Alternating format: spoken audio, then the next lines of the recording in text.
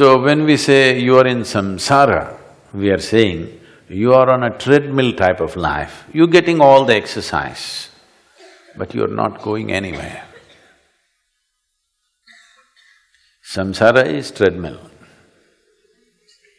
It gives you the whole experience, you know, your muscles tone up, cardiovascular exercise, everything of running, but you don't go anywhere. So when we say you're in samsara, this is the statement that's being made, you're not getting anywhere. Okay, run, experience the run, but you must also understand the beauty and the safety of a treadmill. Yes? You can experience all the experience of running. If you want, you can turn on the video and even run through a forest and do all that.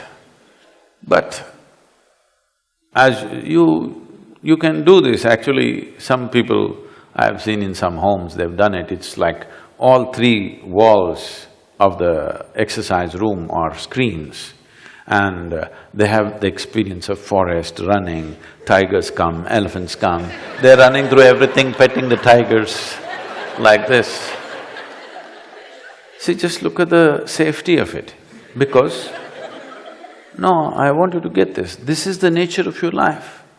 Because largely 99% of your life is psychological, it's in thought and emotion. That's why cinema is so beautiful, because without being beaten, you can actually go through a fight. Without getting depressed, you can go through a love affair and a breakup and reunion and breakup and death and everything. And in the end, you can get up and walk out.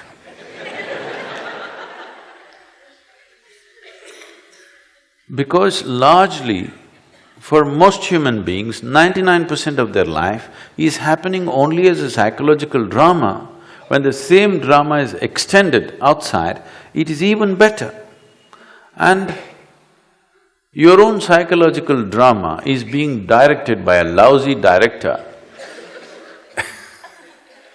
Sometimes, some movies are pretty well directed, some. Little better direction, more professional touch to the direction of the psychological drama. What's happening on the screen is just the drama that's happening in your mind, isn't it? So anyway, it's a psychological drama. This is what samsara means. It is cyclical. It is a combination of physical and psychological process. So when we say spiritual, we are seeing how to come out of this cyclical process. If you really remembered, if you can really see the cyclical nature of your own body, of your own mind, of the events that are happening in your life very clearly, the urge to go beyond that is natural, isn't it? Only because you're in the cycle and you have a short memory span and you have forgotten yesterday you went through the same cycle, it seems to be okay. Whatever is psychologically pleasant or unpleasant or exciting for you, you must understand, if you have a memory which brings back life in a video format, not in the form of words. You went to a party day before yesterday, this party memory just there, bright and alive, every moment as if it's a living thing. Now, the inclination go to the next party will not exist within you. That party, you cull it down into words. The experience is culled down into words and a certain conclusion and maybe a philosophy around it.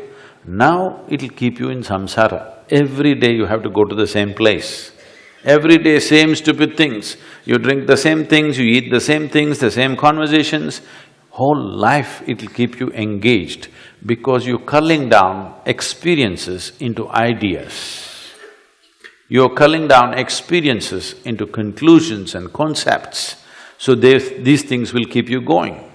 So the first step that we took with Isha Yoga or the inner engineering process is to break these concepts and simply learn to respond to life the way it is right now. If you simply start responding, suddenly you will see things that you responded to yesterday have already become old in your experience and you don't want to go through the same things over and over again. You have a longing to go beyond the cycle. So when this longing to go beyond the cycle or the samsara happens within you, now we are saying you are mukti inclined. This is not some, oh, I want to attain mukti because you were born in this country and the word has floated around and you pick up the word from the airwaves around you and say, I want to attain mukti. Mukti is not a word, mukti is not a concept. If you transcend all cyclical movement of life, physiological, psychological, karmic cycles of life, then you're moving towards or you're inclined towards what we are referring to as mukti. It is not a concept, it is not a geographical place, it is not an ideology, it's beyond all that you can see through your physical and psychological prism.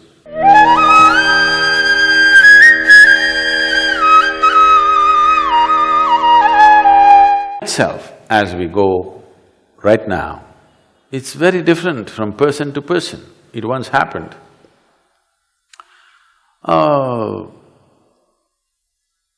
A bum. Now, I'm not talking about anatomy, okay? Usually in America, this word used to be used, but now a more politically correct word is a homeless person. So you will see, somebody will be sitting, I need $10 for my beer. At least they're straightforward, I like that. He's not pretending to be blind. See, even among beggars, we've lost integrity in this country. One who can see is pretending to be blind and one who has hands is learned to keep his hand like this out of yogic practice and say he's doesn't have an arm. No, you will see people sitting in America with a board, I need $10 for my beer. I want $2 for my coffee. So at 2 a.m. in the morning, he walked up to a Beverly Hills home, a rich home, and leaned on the doorbell. You have this experience, somebody comes and leans on your doorbell, keen. So, he just kept it up. So, the man in the house got up, put on his silk dressing gown, came and opened the door all disheveled and goggy and looked at this guy. Said, hey, what are you doing? Why are you ringing the bell at 2 a.m.? What's your problem? So he said, I want $10. He said, what? For bloody $10 at 2 o'clock in the morning? You're pressing my doorbell? This guy said, see, I don't tell you how to do your business. You don't tell me how to do my business.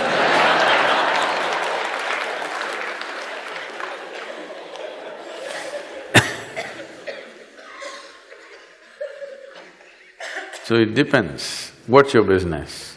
Accordingly, time. We don't know whether you're running a breakfast place or a bar. Accordingly, time, isn't it? You will see somebody in the neighborhood or in your own home, or maybe other people in your home are experiencing this because of this bloody yoga. You get up early and they want to do the Kala Bhairava stuff too. But they are party people. They come back at 1 o'clock, 2 o'clock in the afternoon, stumbling, knocking down furniture, and you want to sleep early and morning. There's a clash between how we manage time. what time means to different people, depending upon what's your business in the world. If your business is essentially, if you understand, your ideas of time management are all false. There is no such thing as time management. It's slipping away for all of us at the same pace. There's only one dimension of life which is in your hands. That is, you can manage your energy, you can enhance it to phenomenal levels, because that which is the basis of this life, I've been referring to you as not life, I want you to… You're missing the language, I think. I didn't refer to you as life, I said you are a piece of life. Not a very complimentary because what is cosmos is a living life. See, this air is life. Otherwise, if you breathe it, life happens, if you stop it, it goes. If this is not life, could it support this life, I'm asking? The food that you eat, the earth that you walk upon, the water that you drink, if it is all not life, would it support this? The very atmosphere of this planet is held in this vast space. If this space was not life, could it nurture a bubble of life that we call as this planet? It is a living life, it's a living cosmos. You just captured one bubble like this. You just formed a bubble around this life which is always there everywhere, and now you think this is me. Actually, all you have done is, you built a bubble around life that is always there. So you are trying to enhance the bubble, the structure of the bubble, all the time in the form of education, morality, ethics, this one, that one, exercise. Everything is about strengthening and enhancing the bubble. I am not saying you should not. But the bubble becomes bigger, not by enhancing the structure of the bubble, but by enhancing what is inside the bubble, isn't it? If you want a big bubble, what's the biggest bubble you blew when you were a kid? This much? Huh? These days they have soap oils where you can blow this big bubble, you know. When we were children, we just mixed our own detergent soap, it only came this big, sometimes this big. Now children are blowing this big bubbles because the soap oil is made for that. But it is about how much you capture inside the bubble. Just because the bubble structure is good, it can't be big, it will drip. It is how much air you captured in it which will determine the size of the bubble. So how much life have you captured is the question. This is a cosmos, a living cosmos. It is free. It's not like your gas prices or something. One cylinder has only 14.75 kilograms. If you put more in it, it'll burst in your face. Usually they put less in it because it's harmless. Just a little money transaction, you know. And anyway, I think you get 9 cylinders free or something, whatever. It is about enhancing what… You tell me, what is the basic ingredient of the bubble, the air inside or the soap? The air inside. This just gives it a structure. So the same for this, the earth that we have picked up, the karmic software that we have created is just the material, but it's the air inside. Now when I say make the bubble big, don't try to make the structure big.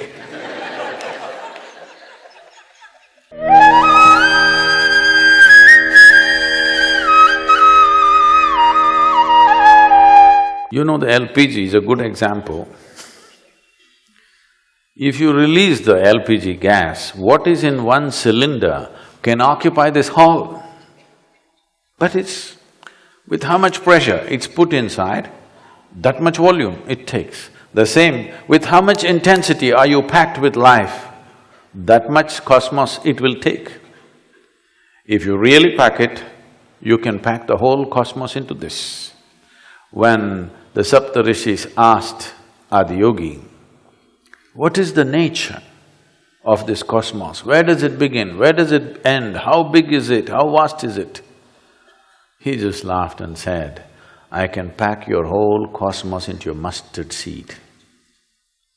If you can pack it into a mustard seed, for you sure you can pack it into this, isn't it?